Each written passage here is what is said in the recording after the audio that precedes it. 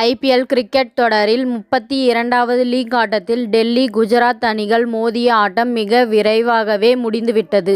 அகமதாபாத் மைதானத்தில் நடைபெற்ற இந்த ஆட்டத்தில் டாஸ் வென்ற டெல்லி அணி முதலில் பந்துவீச்சை தேர்வு செய்தது.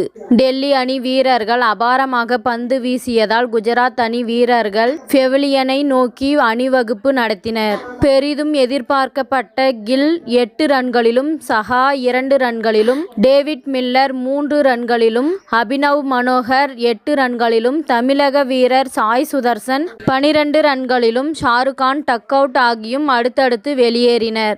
இதனால் குஜராத் அணி 48 ரன்கள் சேர்ப்பதற்குள் 6 விக்கெட்டுகளை இழந்து தடுமாறியது. அந்த அணியில் ரஷித் கான் மட்டும் தனியாளாக நின்று 24 பந்துகளில் 31 ரன்கள் சேர்த்தார். ராகுல் திவாட்டியா 10 ரன்கள் சேர்க்க மற்ற வீரர்கள் சொற்ப ரன்களில் வெளியேறினர். இதனால் 17.3 ஓவர்கள் எல்லாம் குஜராத் அணி 89 ரன்களில் அனைத்து விக்கெட்டுகளையும் இழந்தது.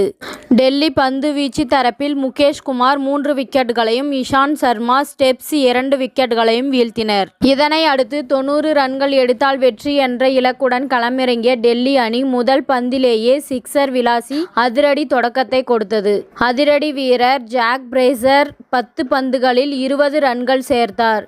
பிருத்வி ஷா 7 ரன்களில் வெளியேறினாலும் அபிஷேக் போரல் 15 ரன்களிலும், சாய் ஓப் 19 ரன்களும் எடுத்து வெளியேறினர்.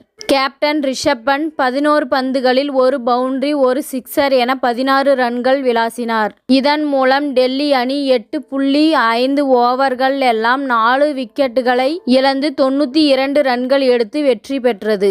இந்த வெற்றியின் மூலம் புள்ளி பட்டியலில் டெல்லி அணி தற்போது 6வது இடத்திற்கு முன்னேறியுள்ளது. இதுவரை 7 போட்டிகளில் விளையாடியுள்ள டெல்லி அணி 3 வெற்றி 4 தோல்வி என 6 புள்ளிகளுடன் -0.07 என்ற நிலையில் இருக்கின்றது. இத்துடன் இந்த செய்தி முடிவடைகின்றது. நன்றி, வணக்கம். மீண்டும் அடுத்த வீடியோவில் சந்திப்போம். மேலும் இதுபோன்ற சுவாரஸ்யமான தகவல்களை அறிய தமிழ் சிறை சேனலை சப்ஸ்கிரைப் பண்ணுங்க, ஷேர் பண்ணுங்க, லைக் பண்ணுங்க மற்றும் கமெண்ட் பண்ணுங்க.